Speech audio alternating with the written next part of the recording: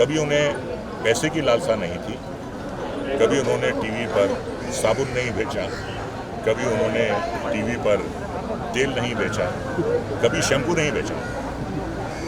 अगर उन्होंने कुछ बेचा तो कैमरे के सामने अपने टैलेंट को बेचा। आखिर इतने बड़े अभिनेता होने के बावजूद दिलीप कुमार के पास क्यों नहीं थी सलमान, अक्षय, शाहरुख और अमिताभ बच्चन जितनी प्रॉपर्टी? दिलीप कुमार ने 90 के दशक में अपनी एक्टिंग, अपनी अदाकारी और अपने टैलेंट से कई लोगों का दिल जीता है। अपने टाइम में दिलीप कुमार सबसे महंगे एक्टर थे। जब वो स्क्रीन पर आते थे तो लोग उन्हें देखने के लिए हमेशा एक्साइटेड रहते थे। बॉलीवुड में दिलीप कुमार एक ही ऐसे एक्टर थे कि जब वो एक्टिंग करते थे तो ये महसूस नहीं होता था कि वो पर्दे पर एक्टिंग कर रहे हैं, बल्कि ऐसा लगता था कि जो कुछ हो रहा है वो हम सबके सामने ही हो रहा है। बॉलीवुड में एक से बढ़कर एक फिल्में देने के बाद और इतनी सफलता हासिल करने के बावजूद अगर हम दिलीप कुमार की प्रॉपर्टी को देखें तो वो इन दिनों के एक्टरों से काफी कम है। और ये सुनकर आपके भी मन में ये सवाल उठा होगा कि आखिर दिलीप कुमार इतने बड़े एक्टर थे, इसके बावजूद उनके पास इतनी कम प्रॉपर्टी क्यों? अमिताभ बच्चन, सलमान खान, शाहरुख खान और अक्षय कुमार जैसे बॉलीवुड में कई एक्टर हैं जिनकी प्रॉपर्टी हजारों करोड़ों से भी ज्यादा है। लेकिन अगर हम दिलीप कुमार के प्रॉपर्टी को देखें तो उनकी प्रॉपर्टी 1000 करोड़ से भी कम है। अब हम आते हैं आपके मन में उठे सवाल का जवाब देने के लिए। तो दिलीप कुमार के पास 1000 करोड़ों में प्रॉपर्टी इसलिए नहीं है क्योंकि वो सिर्फ और सिर्फ अपनी एक्टिंग पर ही ध्यान देते थे और उन्होंने सिर्फ अपनी एक्टिंग के टैलेंट को ही बेचा है। और उनकी एक्टिंग का यही जुनून आने वाले सभी जनरेशन को इंस्पायर करता रहता है। और इन बातों का खुलासा कल दिलीप कुमार की अंतिम यात्रा पर मौजूद राजा मुराद ने किया। तो देखिए राजा मुराद का ये वीडियो। तो दोस्तों, बॉलीवुड के इस महानायक को लेकर आप क्या कहना चाहोगे वो हमें जरूर बताएं। पूछिए सर, क्या बोलना चाहेंगे? मैं यही कहूँगा कि एक तनावर दरख्त, एक साएदार दरख्त,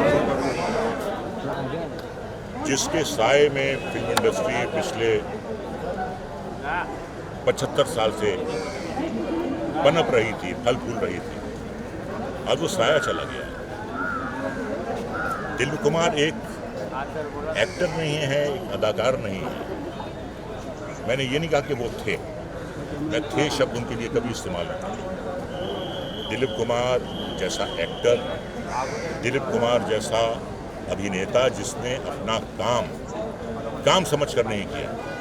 उन्होंने हमेशा अपना काम तपस्या, आराधना, इबादत समझ के किया।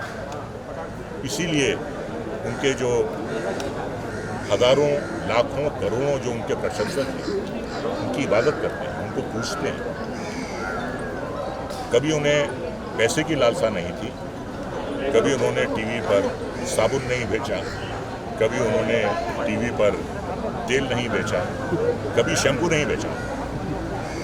अगर उन्होंने कुछ बेचा तो कैमरे के सामने अपने टैलेंट को बेचा, लालच नहीं की। 250-300 फिल्में नहीं की। 75 साल के दौरान में सिर्फ 70 फिल्में की। इसे कहते हैं शख्सियत, इसे कहते हैं किरदार। आज के जो हीरोज हैं, किसी ने 250 कर ली हैं, किसी ने 300 कर ली हैं। डेडिकेशन क्या होता है, सिंसियरिटी क्या होती है, काम में रमना क्या होता है, ये सीखिए उनसे। ये वो सीख देकर गए कि मोहब्बत हमने माना जिंदगी बर्बाद करती है। देखिए आज जमाना आया हुआ है, ये क्या कम है कि न जाने। Thank you sir, thank you.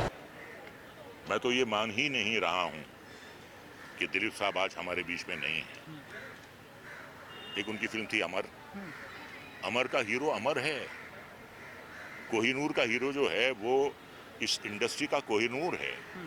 Kohinoor की चमक कभी कम नहीं हो सकती और अमर कभी मर नहीं सकता, क्योंकि दिलीप साहब ने अपना काम मेहनत से नहीं किया।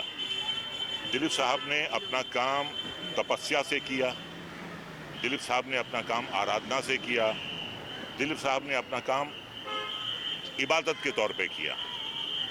यही वजह है कि आज उनके उनके जो प्रशंसक हैं, उनके जो परस्तार हैं, आज उनकी इबादत करते हैं। लोग उनकी कला की पूजा करते हैं क्योंकि उन्होंने काम को पूजा समझ के किया। तो मैं यही कहूँगा कि पैसे के लालची नहीं थे वो। अगर किसी चीज़ की लालच थी उन्हें, तो वो थी अच्छे काम की, वो थी अच्छे स्क्रिप्ट की, और जो सबसे बड़ी उनमें क्वालिटी थी ना कहने की। ना कहने की कि अगर स्क्रिप्ट समझ में नहीं आ रहा है, अगर रोल समझ में नहीं आ रहा है तो ना कह दो। इसीलिए साल में एक फिल्म करते थे। और मुझे अच्छी तरह याद है, ये 1968 की बात है, उनकी फिल्म संघर्ष लगी थी। तो कैपिटल सिनेमा है CSMT के सामने, वहाँ मैं एडवांस बुकिंग के लिए टिकट लेने के लिए गया। सुबह 7 बजे मैंने लाइन लगाई और 2 बजे तक मेरा नंबर नहीं आया और एडवांस बुकिंग बंद हो गई। ये क्रेज था उस शख्स का। ऐसे ही नहीं, जिस तरीके से रोम एक दिन में नहीं बना है, इसी तरीके से दिलीप कुमार जो है वो एक दिन में नहीं बना है। मुगल आदम जब लगी थी, 3 दिन पहले से लाइन लगना शुरू हो गई थी। 3 दिन पहले से लोग रातों को सोते थे एडवांस बुकिंग के लिए, और 4-5 किलोमीटर लंबी लाइन होती थी। आप ये समझें कि बॉम्बे सेंट्रल से लेकर महालक्ष्मी तक लाइन लगती थी। अब ये कहाँ है? उन्होंने कभी साबुन नहीं बेचा, उन्होंने कभी शैम्पू नहीं बेचा टीवी पे आके, उन्होंने कभी कोई तेल नहीं बेचा, उन्होंने कॉस्ट्यूम नहीं बेचे। अगर उन्होंने कुछ बेचा तो कैमरे के सामने अपना फन बेचा। इसीलिए एक दिलीप कुमार है। हजारों साल नरगिस अपनी बेनूरी पे रोती है, बड़ी मुश्किल से होता है चमन में दीदावर। दिलीप कुमार एक था।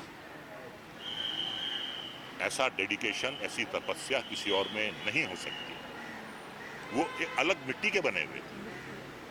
एक दिलीप कुमार 1000 साल में पैदा होता है। अब अगला कब पैदा होगा नहीं मालूम। Thank you sir.